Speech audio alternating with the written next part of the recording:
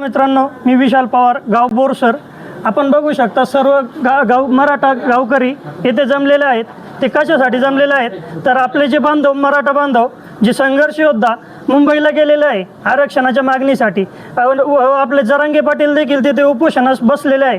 तर त्यांना आपण इकडून रसद पुरावी. देवेंद्र फडणवीसनी सर्व दुकानं स्टॉल वगैरे तिथं बंद जरी केले असेल, त्यांना भाकरीची किंवा मग खाण्यापिण्याची गैरसोय होत असेल, ती गैरसोय न होऊ म्हणून आपण आज भाकरी देण्याचा बोरसर येथून प्रयत्न करत आहोत. तर आपल्यासोबत बोरसरचे काही ज्येष्ठ नागरिक देखील आहेत, तर त्यांना देखील आपण विचारू की याच्या मागचा उद्देश काय आहे. तर नमस्कार नाना.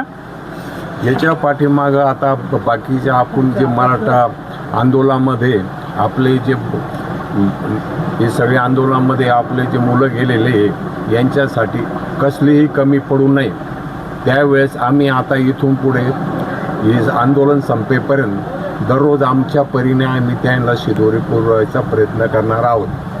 मराठा बांधव गेलेले आहेत, त्यांना रसद पुरावी यासाठी आपण ग्राम सुरक्षा यंत्रणेवर फोन केला होता.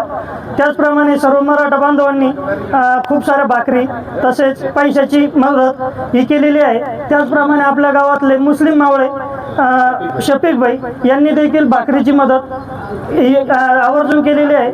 तर शफीक भाईचे मराठा बांधवांतर्फे खूप खूप धन्यवाद.